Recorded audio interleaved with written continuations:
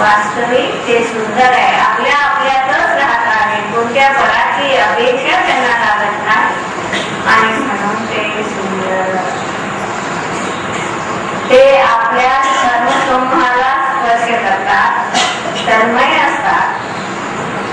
प्रत्येक द्रव्य आपल्या गुणाशी तन्मय आहे, आपल्या पर्यायीशी तेवढ्या समय मात्र का होईना तन्मय असणार आहे. परद्रव्याशी थोडाही तन्मयपणा एका द्रव्याचा दुसऱ्या द्रव्याशी असणार नाही.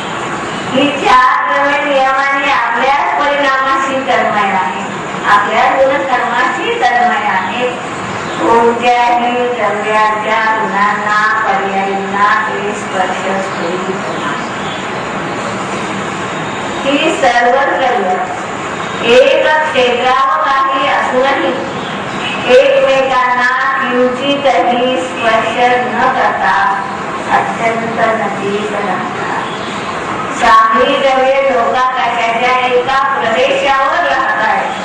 अत्यंत छोटासा असा भाग आहे की त्याची आपण कल्पनाही करू शकत नाही. एवढ्या छोट्या भागावर 6 द्रव्ये राहतात. 6 द्रव्ये राहणे एखाद्या वेळी शक्य होईल, पण या 6 द्रव्ये सामावले कोण आहे? अनंत जीव राहत आहे. अनंतानंत परमाणूचा संघ राहतोय. अनंतानंत सुटे परमाणू राहते एका प्रदेशावर, लोकाकाशाच्या एका प्रदेशावर अनंतानंत सुटे परमाणूही राहतात. अनंतानंत परमाणूचा बनलेला स्कंदही राहतो आहे. जीव राहत आहे. म्हणतात हे सगळे द्रव्य एकाच क्षेत्रात राहत असतानाही हे एकच क्षेत्र कुणाच्या अपेक्षेने झालं? लोकाकाशाच्या अपेक्षेने हे सगळे एकच क्षेत्रावर काही असू नये.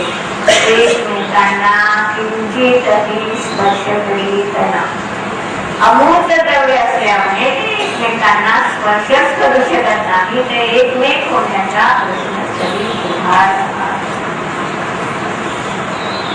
जर ते एकरूप झाले असते तर सर्व संकल्प, जर ते एकमेकरूप होऊन गेले असते तर जीव अजीव झाला असता, धर्म अधर्म झाला असता आणि ही आपत्ती येऊन काय झालं असतं? एकमेक न झाल्यामुळे सर्वांचे अस्तित्व स्वातंत्र्य नष्ट होत आहे. म्हणून प्रत्येक द्रव्य एवढ्या एकमेकात राहत असूनही प्रत्येक द्रव्य स्वतंत्र स्वाधीन राहिला आहे. कुणालाही कुणाचीही गरज नाही. परिणामामध्येही गरज नाही. वस्तूच्या अस्तित्वामध्ये तर गरज नाही, पण परिणामामध्येही कुणालाही गरज लागणार नाही. म्हणून तो किरण आहे एक रूप अशा प्रकारचे. प्रत्येक वस्तू अनेकांतात्मक आहे. म्हणजे काय पाहिजे होती? अनेकांतात्मक आहे म्हणजे काय पाहिजे होती? परस्पर विरोधी धर्म एकमेकाला बात न येऊ देता युगपत एकाच वेळी तो जसा एक शब्द बदलला की तशीच्या तशीच परिभाषा पाहिजे आपल्याला. सगळ्यांनीही लक्षात घ्यायचं आहे. त्यात थोडाही बदल करून चालणार नाही.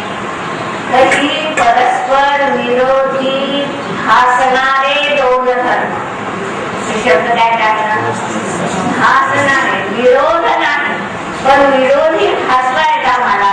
नित्य अनित्य, एक आणि तर दिसायला आम्हाला जे विरोधी दिसत आहेत असे हे धर्म एकाच वेळी एकाच वस्तूमध्ये अविरोध रीतीनं एकमेकांना काहीही विरोध न करता. आता आत्मा सत आहे की असत आहे? आत्मा सतही आहे आणि असतही आहे. दिसायला दोन विरोधी आहे आणि अविरोध रीतीनं एकाच वस्तू एका कार्यक्रमाने राहत असले तरी बाधा आली नसते, पण एकाच वेळी राहत आहे असा वस्तूचा अनेकात्मक स्वभाव आहे. त्याला प्रत्येक पदार्थ अशा परस्पर विरोधी धर्माने युक्त आहे. जीवच आहे असं नाही. कोणताही जगातला पदार्थ हा असा परस्पर विरोधी धर्मांना युक्त. धर्मद्रव्याचे विरोधी धर्म आहेत का नाही? तर धर्मद्रव्य देखील नित्य आहे अनित्य, सत आहे असत आहे. या परस्पर विरोधी घटनाला सोडून नाही. म्हणून प्रत्येक जगाचा पदार्थ हा अनेकांचा धर्म आहे. पदार्थ जसा आहे तसा जाणणं हा ज्ञानाचा अनेकांचा आहे. पदार्थ मुळात अनेकांसाठी आहे. अशा अनेकांचा पदार्थाचं जाणणं हा ज्ञानाचा अनेकांचा आहे. आणि त्या अनेकांचं धर्माचं कथन करणं हा कथनातला अनेकांचा आहे. ज्याला तिन्ही याला पहिल्याने नाव काय दिलं आपण? अनेकांचं नाव. पहिला वस्तुगत अनेकांचा आहे, दुसरा ज्ञानगत अनेकांचा आणि तिसरा कथनातला अनेकांचा. प्रत्येक वस्तू म्हणतात अशा विरोधी धर्मानं असल्यामुळे ही वस्तू कशी आहे? स्वरूपानं जी वस्तू सत आहे ती पररूपानं असत आहे आणि त्याच वेळी आहे. आपल्या आत्मा आपल्या द्रव्य क्षेत्र काळ भावाने सत आहे आणि त्याच वेळी शरीराच्या कर्माच्या द्रव्य क्षेत्र काळ भावानं तो कसा आहे? त्याच वेळी ज्यावेळी तो आपल्या द्रव्य क्षेत्र काळ भावानं सत आहे त्याच वेळी तो शरीराच्या द्रव्य क्षेत्र काळ भावानं असत आहे. ज्यावेळी हा आत्मा नित्य आहे द्रव्याच्या दृष्टीने त्याच वेळी तोच आत्मा उपाध्यायाच्या दृष्टीनं अनित्यही आहे. एका वेळी दोन गोष्टी सुरू आहे. आम्ही नित्य राहून परिणामतोय, परिणामही होते आहे आणि परिणाम होऊनही आमच्या नित्यत्वाला बाधा न आणता परिणाम होत आहे. असा अनेकांच्या वस्तूचा सहज स्वभाव. विरुद्ध कार्य या दोन विरोधी धर्मांना त्यामुळे विश्वास ही विश्वाची जी व्यवस्था आहे ही व्यवस्था या अनेकांतावर आधारलेली. जर परिणामच नसतं तर जे दिसते आहे ते झालं नसतं. वस्तू आम्ही छोट्याचे मोठे झालेले दिसतो, नव्याची वस्तू जुनी झालेली दिसते, बदल नक्की आहे आणि तीच वस्तू बदललेली दिसते आहे. आणि जगातले पदार्थ अशा अविरोधी धर्मानं युक्त असल्यामुळे त्याचं कार्य सुरू आहे आणि त्या सगळ्या द्रव्यांचं कार्य सुरू असल्यामुळे जगातल्या कोणत्याही कार्याला बाधा आलेली नाही. विश्वाला ते टिकवून ठेवतात अशा प्रकारचं म्हटलं. म्हणजे विश्वाची व्यवस्था कायम राहिली. त्याच्यामुळे ही विश्वाची व्यवस्था कायम राहिली.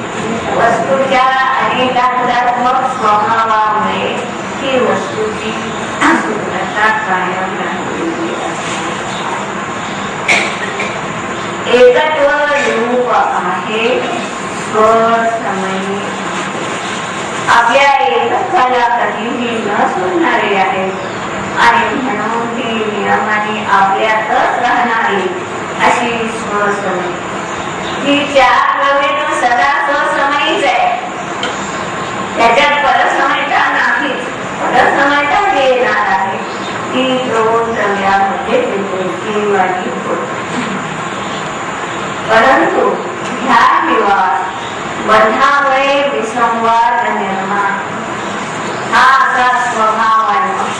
वस्तुतः स्वस्वमयी असणारा जीवही बंधामुळे आम्हाला दोन प्रकारचा आढळून येत आहे. तो कधी परसमयी दिसतोय, कधी स्वसमयी दिसतोय. कोणता जीव स्वसमयी दिसतोय, कोणता जीव परसमयी. ही विविधता का म्हणतात या बंधामुळे आली.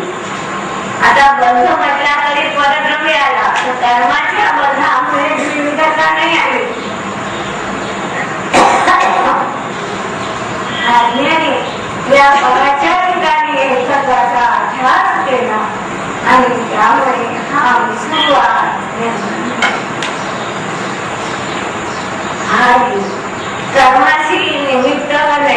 एक रूपाने बद्ध आहे. म्हणून ही परसमयी होतो. म्हणून जीवाने स्वसमय रूप एकत्वासच प्राप्त होणे योग्य. जीवाचा आणि कर्माचा वस्तुतः संबंध कसा आहे? निमित्त नैमित्तिक रूपाचा संबंध आहे. आता निमित्त नैमित्तिक रूपाचा संबंध आहे म्हणजे काय करायचं?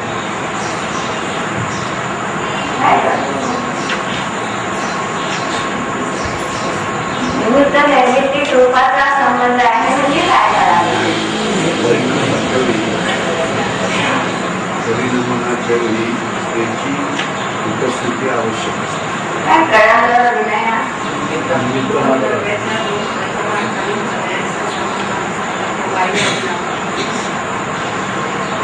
कर्माची अवस्था, जीवाची अवस्था, कर्म द्रव्य कोणतंही निमित्त नाही.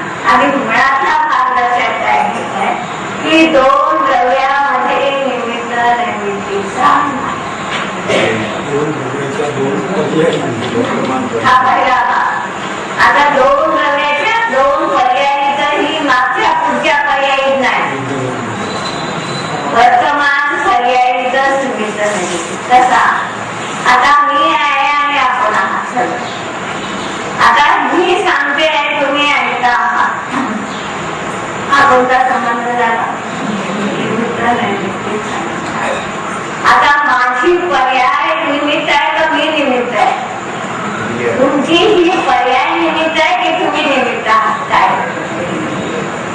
हा जो तुमचा माझा निमित्त नैमित्तिक संबंध दिसतो आहे तो दोन द्रव्यातला नाही, माझ्या तुमच्यातला नाही.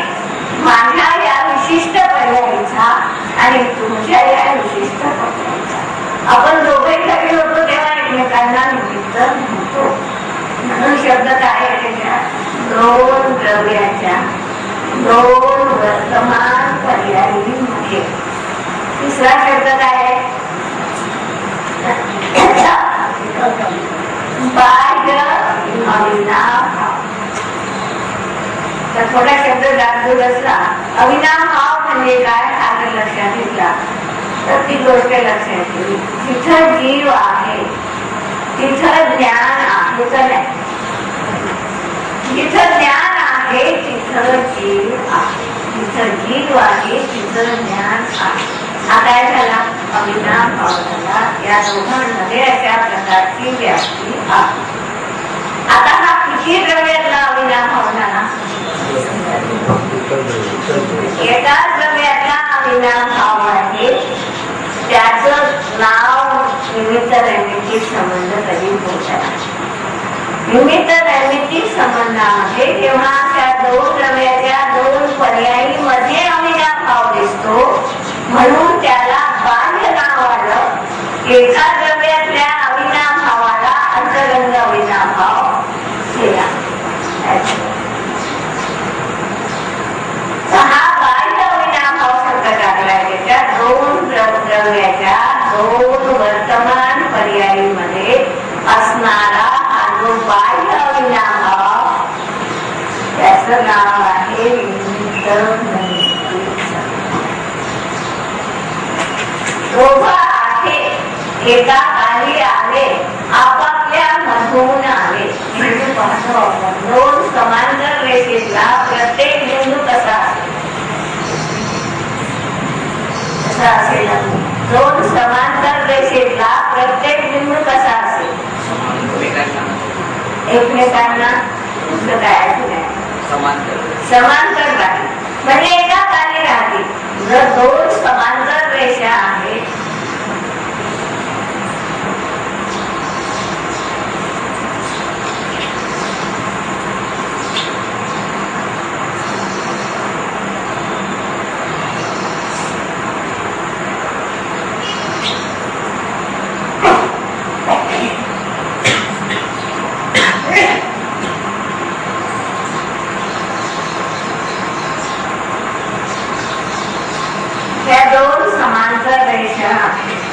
या दोन समांतर रेषेला किती वाढवलं तर एकमेकाला मिळतील?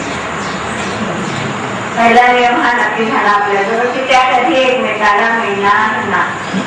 म्हणजे काय झालं, दोन द्रव्य एकमेकात काही करणार नाही हा भाग नक्की केला.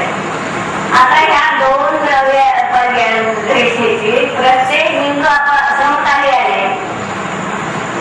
हा बिंदू या रेषेचा जेव्हा येतो तेव्हा या रेषेचा हा बिंदू येईल ते हा येऊ शकत.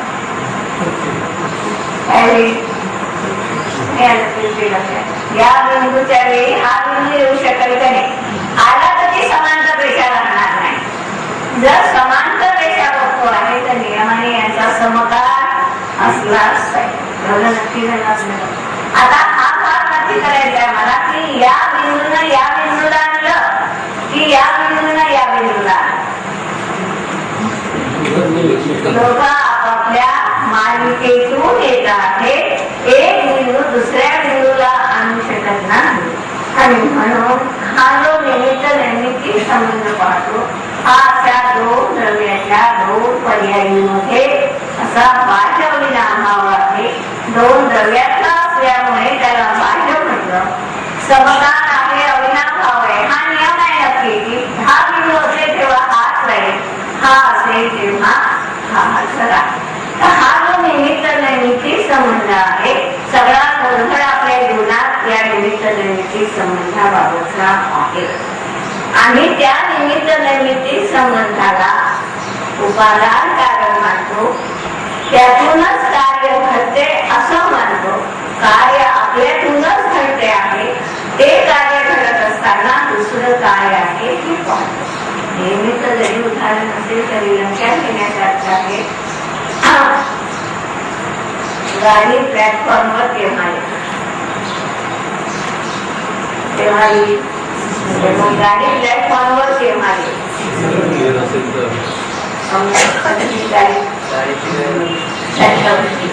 गाडीची वेळ झाली तरी नाही येणार ना, सिग्नल नाही पडलं तर.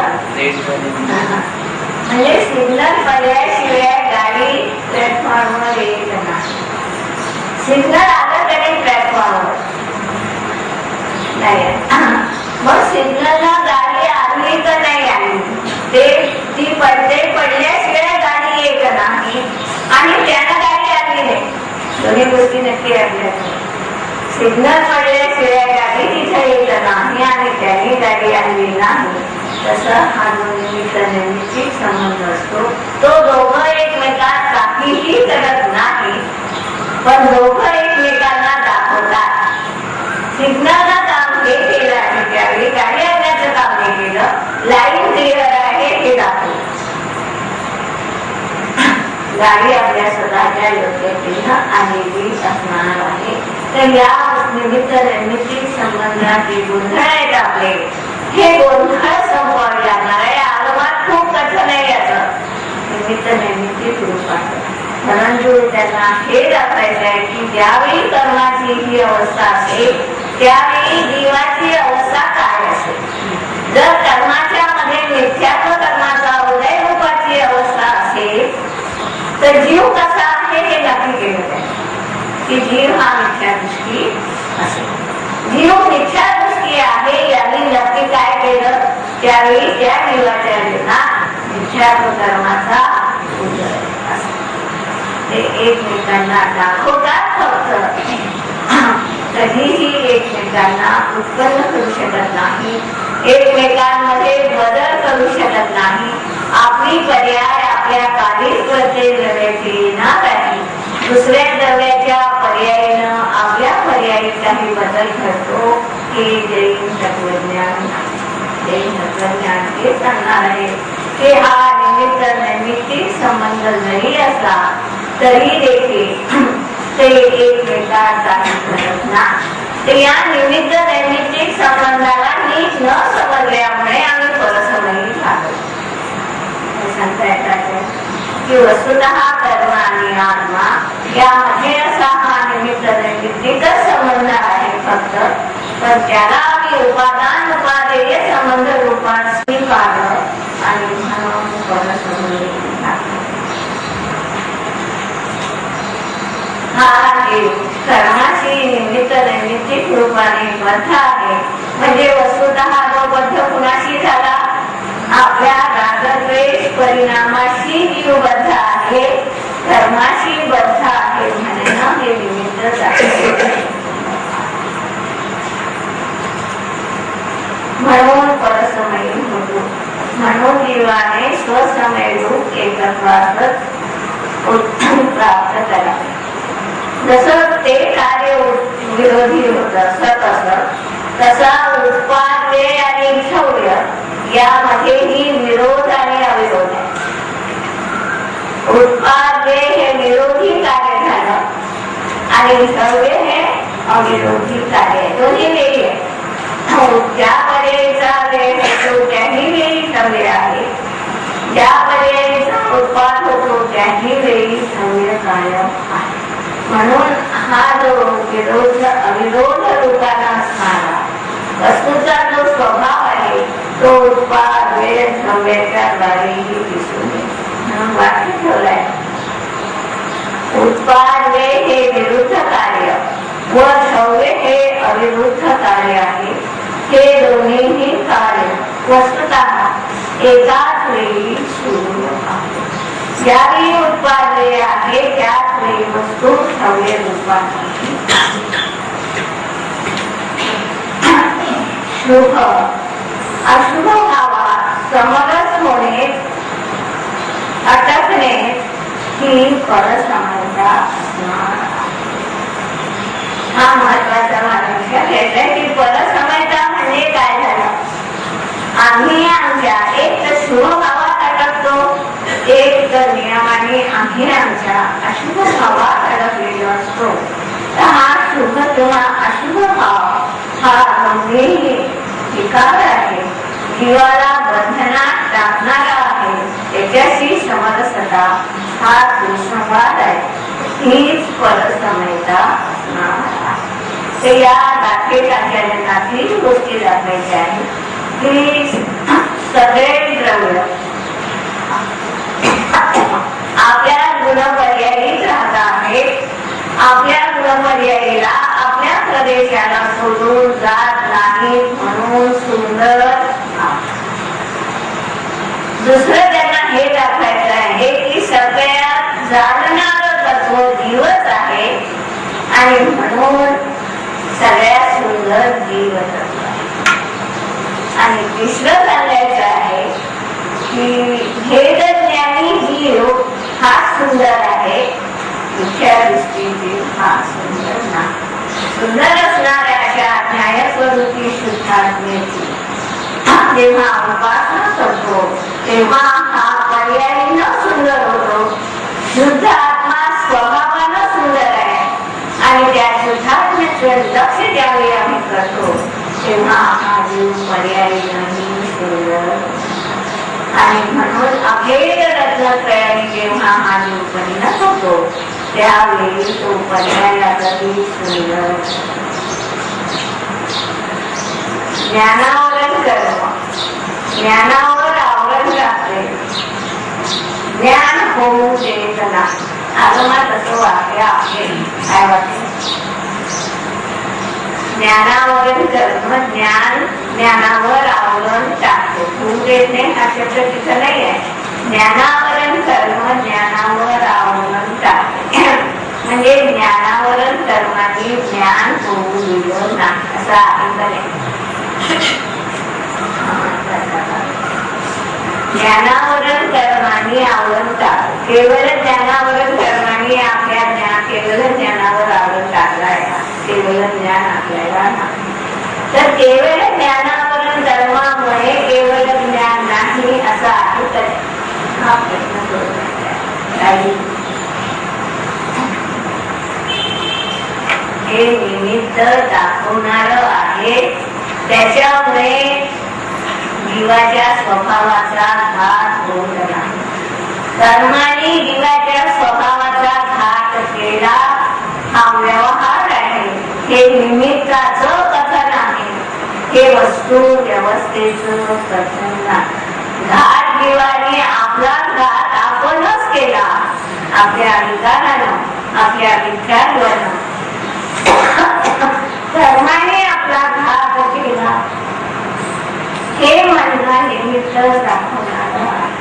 सगळ्या तज्ञानी लोक निमित्ताच्या भाषेत कथन करतो. माझे शब्द थोडे लक्षात घ्या. निमित्ताच्या भाषेत कथन करतो, निमित्ताने होते हे नाही मानते.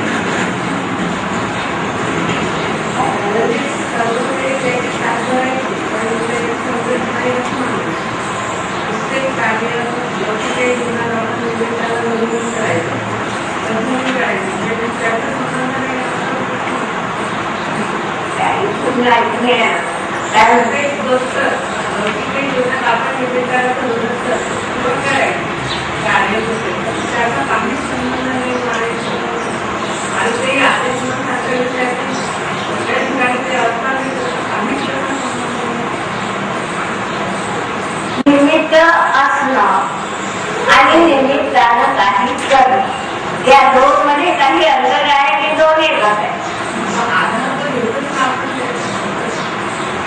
कोणी घेतला आधार? आपणच घेतला ना. आता सुरू आहे समाजकाळ. ज्यांची योग्यता होती, ज्यांच्या पर्यायी ती ऐकण्याची योग्यता होती, ते सरकारने तेवढेच लोकांची निमित्ताने जर कार्य झालं असतं तर इथं हा क्लास सुरू आहे, सगळे झाले असते.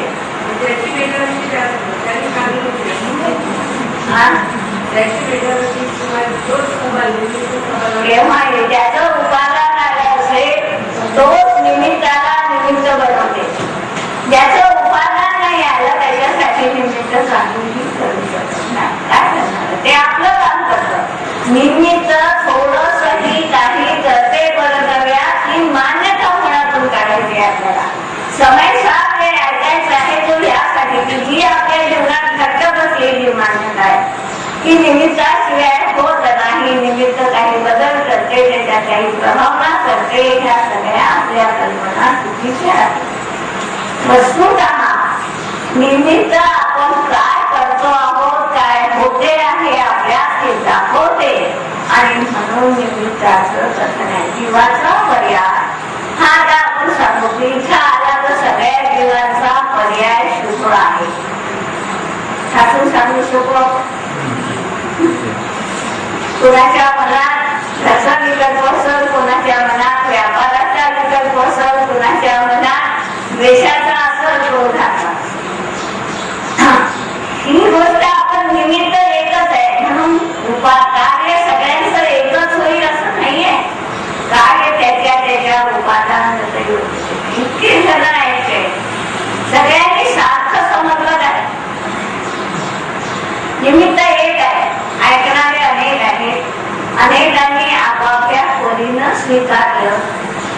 निमित्ताने त्याच्यात काहीही केलेलं असं नाही.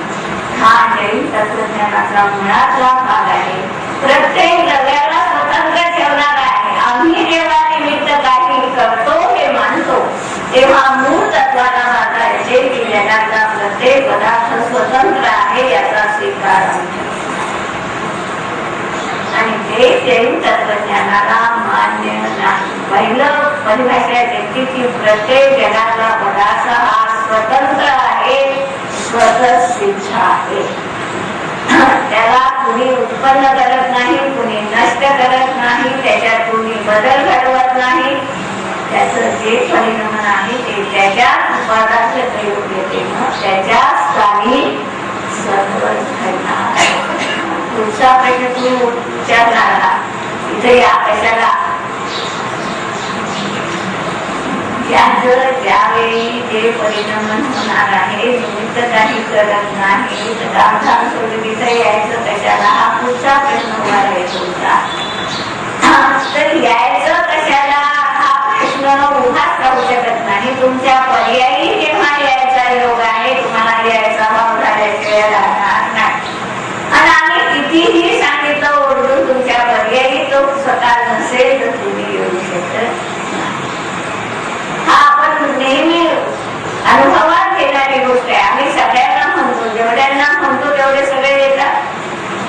त्याचा स्वभाव झाला असेल त्याच वस्तूला येण्याचा विकल्प येणार आहे, भाव येणार आहे. आणि म्हणून निमित्ताचं कथन आगमान भरपूर आहे, नाही असं नाही, परंतु त्या निमित्ताचा आशय आम्ही समजत नाही की निमित्त फक्त दुसऱ्याची पर्याय दाखवण्याचं काम करत नाही, दुसऱ्याच्या पर्यायी पुराधार करू शकत नाही. हा महत्वाचा भाग देईल तत्वज्ञानाचा. मिथ्या दृष्टी जीव जेव्हा सम्यक होतो तर ते पण त्या श्लोकाला नाही करू केव्हा मी तर त्याच्यासाठी नेहमी उदाहरण ठेवते. आदिनाथाच्या आई कोण मुख्य गेले? अनंत विजय गेले, बाहुबली सुद्धा अनंत गेले, पण ते अनंत विजयाकडे ओळखत नाही, बाहुबलीला ओळखते म्हणून बाहुबली सांगितल्या जातात. वस्तुतः अनंत वीर गेला हे भद्राचा मुलगा पहिले. आता अनंताच्या पुरुषार्थात काय करून घ्या? अनंत चतुष्टयाची प्राप्ती झाली होती. कोणता पुरुषार्थ कमी पडला? आदिनाथ थांबले आणि अनंत विजय मोक्षाला गेला.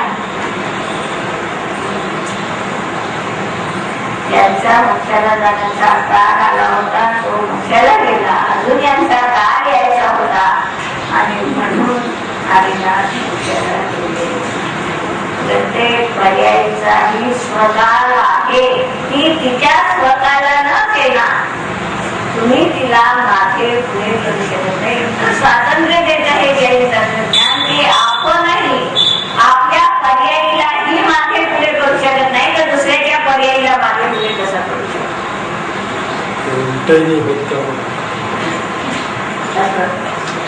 आता नाहीतरी काल आल्याशिवाय काही होतच नाही, जेव्हा काल येईल तेव्हा होईल. या कशा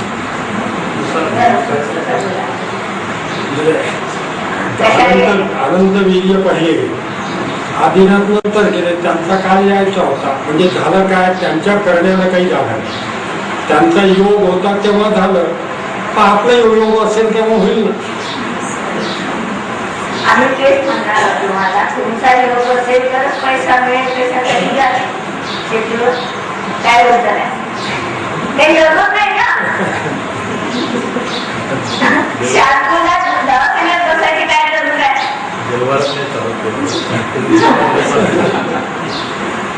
हेच तत्व तिथं लावा. या व्यवहारात आपण महत्व देतो तर हे होणार आहे. पर्याय त्याच्या कालानेच येणार आहे. तुमचा जो राग भाव आहे तो राग भाव तुम्हाला असू देणार नाही, तो त्या रूपानं परिणामणारच आहे. आणि तो कोणत्या काळी कोणत्या रूपानं परिणामावा ही त्याच्या पर्यायाला योग्यच आहे. म्हणून पर्याय स्वतंत्र आहे हे सांगणारा जैन धर्म आहे. द्रव्य स्वतंत्र आहे एवढं सांगून थांबत नाही जैन धर्म. त्या प्रत्येक द्रव्याची प्रत्येक पर्याय द्रव्याने आणत मनमानात आलं तेव्हा पर्याय देखील आपल्या काळाला येणार आहे. योगी स्वतंत्र आहे. हा स्वातंत्र्यतेचा उद्भव जैन तत्वज्ञानाशिवाय कुठेही शक्य नाही. प्रश्न आहे, डॉक्टर शार्दूलच्या औषधाने मला आराम पडला, कसं लावणार? निमित्त म्हणायचं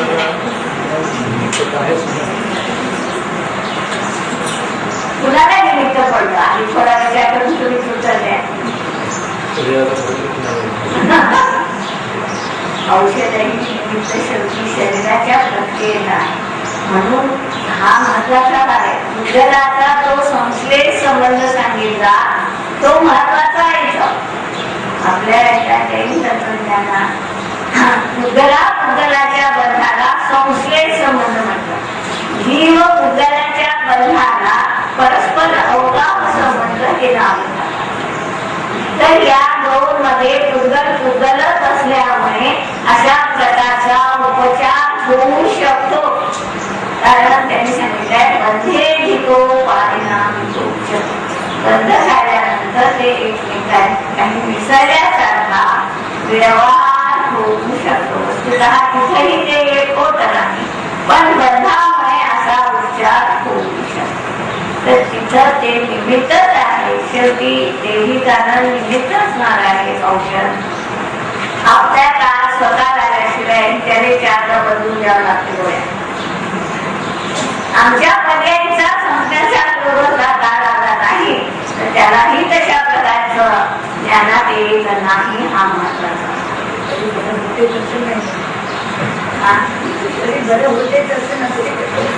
तो भाग पुन्हा पुढचा राहिला. परंतु हा महत्वाचा भाग आहे की त्यालाही त्याच प्रकारचा परिणाम त्यावेळी होतो. ज्यावेळी आपलं बरं व्हायचं असेल तसं व्हायचं तर त्याच्या विकल्पात दुसरी गोळी येते. खायचं असं तर नियमात पाहिजे ती गोळी. हा सहज असा योग आहे. प्रत्येक द्रव्याचं जेव्हा आपण हे मानू की प्रत्येक द्रव्याचं परिणामन हे नियत आहे तेव्हाच या सगळ्या गोष्टी असतात. तुमच्या मनात तसा विकल्प येणं, आपला रोग संपणं, कशा प्रकारचं औषध मिळणं, ह्या तिन्ही गोष्टी आपल्या आपल्या पेटून आल्या. त्या तिन्हीकडे आम्ही एकाच्या दृष्टीनं पाहतो तेव्हा असं भासतंय आम्हाला की याच्यामुळे झालं. क्रेडिट डॉक्टरला द्यायचं नाही का?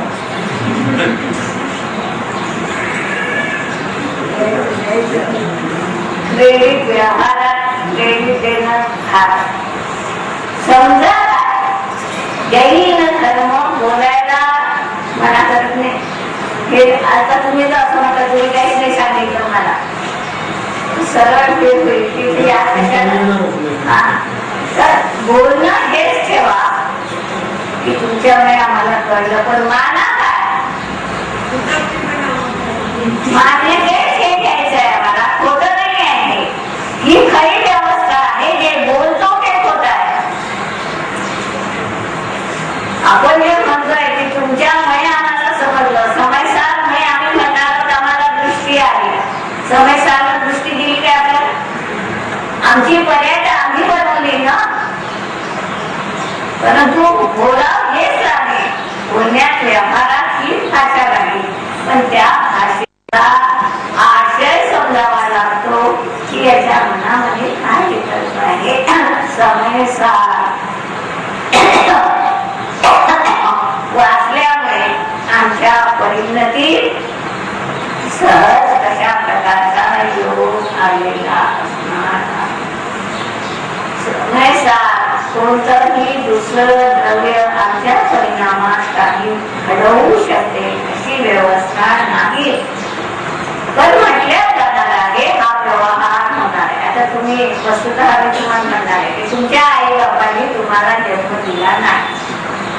तुम्ही जर घरी हे सांगणार तुम्ही काही आम्हाला जन्म नाही दिला म्हणा. हे लागत आई बाबांनी आम्हाला जन्म दिला परंतु मला हे लागत माझ्या जन्माच्या काळी माझा जन्म झाला. आई बाबांनी काय केलं? शरीराच्या निर्मितीसाठी तेही निमित्त झाले. आत्म्याच्या पर्यायीसाठी तर त्यांचा काहीच भाग नाही आई बाबांचा. आई बाबांचा भाग थोडाफार आहे. तो शरीराच्या निमित्तासाठी आहे. आत्म्यासाठी काही नाही. हे समजावं कारण हे जरुरीच आहे आपल्याला की एक द्रव्य दुसऱ्या द्रव्यात वस्तुतः काही करू शकत नाही. एवढ्या स्वातंत्र्याचा उद्भव जेव्हा करतो तेव्हा आपल्याला बाधा दिसत नाही. आता सगळ्यांना बाधा काय दिसत? असं काही झाला उशीर झाला क्लासला काय म्हणणार काय घर आले ना आज पाणी भरायचं होतं ना म्हणून वेळ झाला. आम्हाला ही सवय झाली की कोणत्या तरी निमित्तावर आपल्या अपराधाचं खापर सोडायचं. वस्तुतः आम्ही स्वयं आलो नाही हे स्वीकारत नाही आणि म्हणून हा सगळा गोंधळ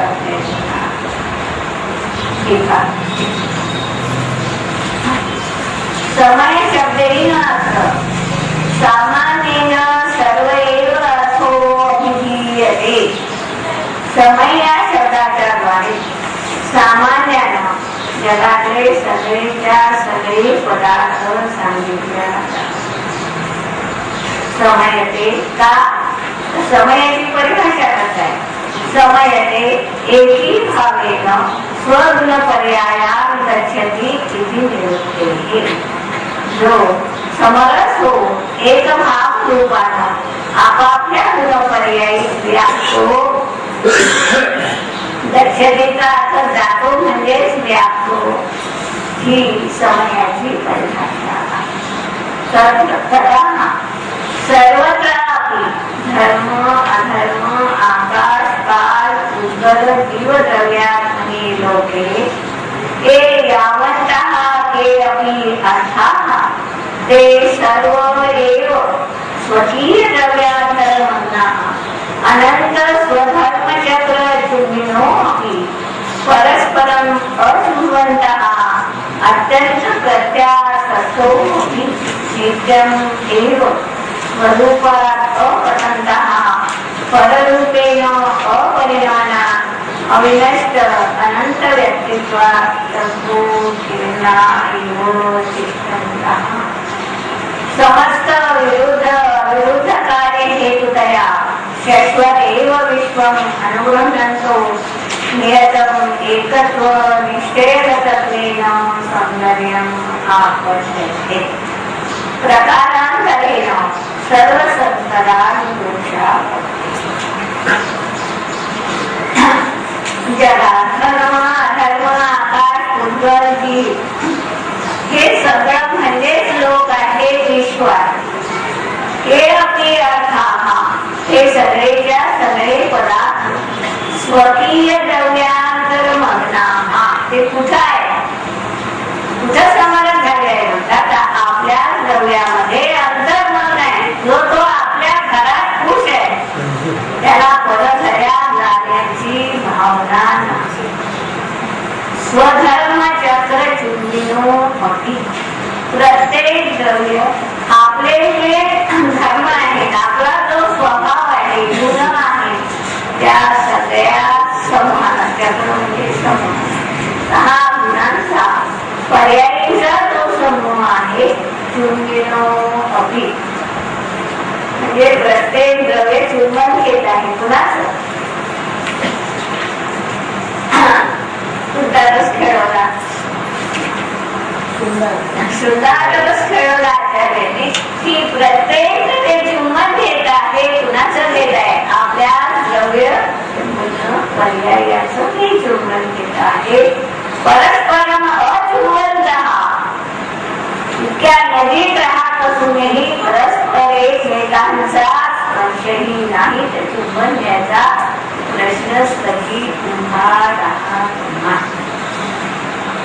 अत्यंत प्रत्यासक्तो अपि अत्यंत नजीक आहे हो की ज्याला आम्ही पाहूही शकत नाही एवढ्या सूक्ष्म जागेत ही सगळी द्रव्ये एका वेळी राहत आहे असं असूनही नित्यम एव स्वरूपात अपसंदाः सदाच आपल्या स्वरूपापासून कधीही प्रत्येक द्रव्य चूक होत नाही. त्याचं स्वरूप कधी संपत नाही. पर्यायी काय व्हायचं ते होईल पण वस्तुचा स्वभाव कधीही नष्ट होत. पररूपेण अपरिणामः पररूपानं कधीही परिणाम होत नाही. श्रीपाद राजाच्या जीवनाची घटना. श्रीपाद राजा काय झालं तर सगळ्यांना महारोग झाला होता आणि कथा जरी अशी असेल महिना सुंदरी ही गुरुपाशी गेलेली आहे आणि हा असा आमच्या सगळ्यांचा बापाचा उदय आहे. हा बापाचा उदयात आम्ही दुःखी कष्टी होण्यापेक्षा आम्ही सुखी कशाने होऊ हा प्रश्न विचारलेला आहे. आणि गुरुने सांगितलं की बाई हा जो काही अशुभ भाव अशुभ कर्माचा उदय तुमच्या जीवनात आलेला आहे यामध्ये ही सुखाचं संवेदन करण्याची ताकद मी काय शब्द बोलते यामध्ये बदल करण्याची ताकद सिद्धचक्र विधानात नाही. यामध्ये जे स्वभावात दुःख आहे आकुलता आहे अशक्तता दूर करण्याचं ताकद आपल्या सिद्धांच्या गुणांमध्ये किंवा आपल्या चिंतात्म्याच्या गुणांमध्येच आहे. त्याची आराधना करा, तुमचे भाव चांगले होतील आणि जे व्हायचं ते शरीराचं. कोणी माणसांना भगवंताची पूजा करता आली त्यांनी स्वतः पूजाही केली ना. स्वीकार राहिल्या पूजा केली महिला सुंदरी आणि जी प्रथा आली ही गंधोदक सूट पडला. ही प्रथा चुकीची आली आपल्या जीवनात. गंधोदक तिने प्रत्येकाच्या हातावर टाकलेला असणार. दुसरा भाग त्याच्या पाठीमागे आमच्या जीवनात हा मिथ्या भाव आहे की त्या गंधोदक लावल्यानं त्यांचा महादोष दूर झाला. तर त्यांनी स्वतः श्रीपादाच्या जेव्हा ही पूजा करत होती हे म्हणत होते, त्यांच्या जीवनात भाव येत होता. खरोखरीच ती सिद्धचक्र पूजा म्हणजे शुद्धात्म्याची पूजा. इतकी सुंदर भाव आहे त्या पूजेमध्ये की त्या भावाची श्रीपाद राजा समरस झाला आणि त्या समरसतेमुळे त्याच्या जीवनात सम्यक दर्शनाची सहज आली आणि त्यामुळे त्याने कधीही हा विकल्प नाही केला की माझा महारोग दूर व्हावा. पुण्य भाव होत राहिला त्या जीवनाचा. त्या पुण्यभावामुळे सहज योग हा घडत राहिला की पाप कर्माचं संक्रमण पुण्यकर्मात घडत राहिलं आणि शेवटी पाप कर्माचा उदय सांगला. पुण्यकर्माच्या उदयाचं निमित्त आलं. त्या रोगाचा स्वसार संपला. ही 3 गोष्टी सांगत आहे आणि म्हणून महारोग संपला न की सिद्धचक्र विधानाच्या पाण्याने संपला. ही जर मान्यता असेल तरी तो एकत्वाशी एवढा समरस झाला.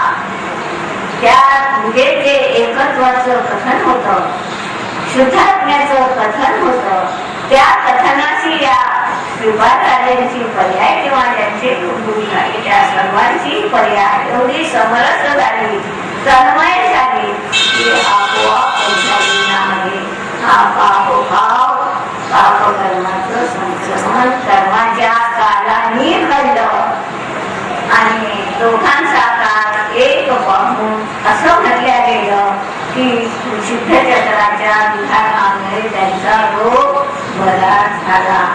रोग सिद्धचक्र विधानाने बरा झाला असं नाही, त्याच्या स्वतःलाही झाला. म्हणजे निमित्त काही करते असं नाही, स्वतःला आल्याशिवाय निमित्तानेही काही केलं नाही. त्यालाही किती दिवसापासून रोग होता, तो आधी का नाही संपला? पूजा करायलाही तिला 8 दिवस लागले असेल, पहिल्या दिवशी तो का नाही संपला? त्या सगळ्या गोष्टीचं उत्तर एकच आहे, प्रत्येकाची पर्याय आपापल्या स्वतःही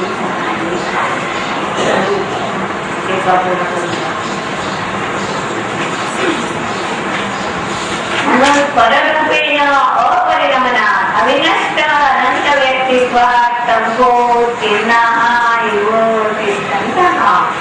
टंकोत्तीर्णाप्रभृती सदा कायम समस्त विरुद्ध अविरुद्ध कार्य हेतुतया. आपण पाहिलं उत्पादन किंवा द्रव्य. उत्पादने हे विरुद्ध कार्य आणि द्रव्य हे अविरुद्ध कार्याच्या द्वारे शश्वदेव विश्वम अनुगृह्णन्तः सदासाठी विश्वावर उपकार करत आहे. म्हणजे ही विश्वाची व्यवस्था सहज चालत आहे.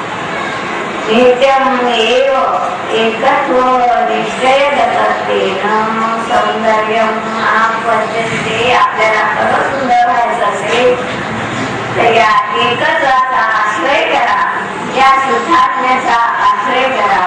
म्हणतात महान सुंदरता प्रकारांतरेन सर्व दोषापत्ती, सर्व संकट दोषाची आपत्ती एवं एकत्वे सर्वार्थानां प्रतिष्ठिते सगळे जगाचे पदार्थ आपल्या एकच स्वभावाशी समरस असताना, प्रतिष्ठित असताना जीव नावाच्या पदार्थाला बंधकथाया एक विसंवादा. या जीवामध्ये ही बंधाची कथा का आली? प्रत्येक जणे जर आपापल्या पर्यायी राहत आहे असं असूनही या जीवद्रव्याच्या ठिकाणी हा विसंवाद का निर्माण झाला म्हणतात. त्याचं मूळ कारण काय आहे? उद्गल कर्म प्रदेश स्थितत्व मूल पदसमयोत्पादितम् एकस्य दैविध्यम्. कर्माच्या उदयाचं लक्ष करणं हे सर्व प्रदेशात स्थित आहे. काय झालं? काय बोलली पाहिजे? कर्माच्या प्रदेशात आत्मा राहत नाही हे नक्की केला. मग आचार्य स्वयं शब्द आहे की बुद्धला कर्म प्रदेश स्थितत्व. हे काय झालं? हा आत्मा उद्गल कर्माच्या निमित्ताचं लक्ष करतो आणि स्वयं विकारी करतो. म्हणून उद्गल कर्म प्रदेश स्थित म्हटल्या गेलं. उद्गल कर्मानं याच्यात काही केलं असं नाही.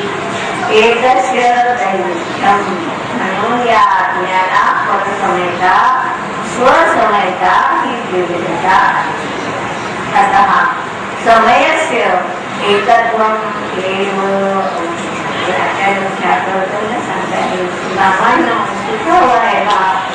या एकत्वामध्ये स्थित व्हा याची आहे. सिद्धे योमच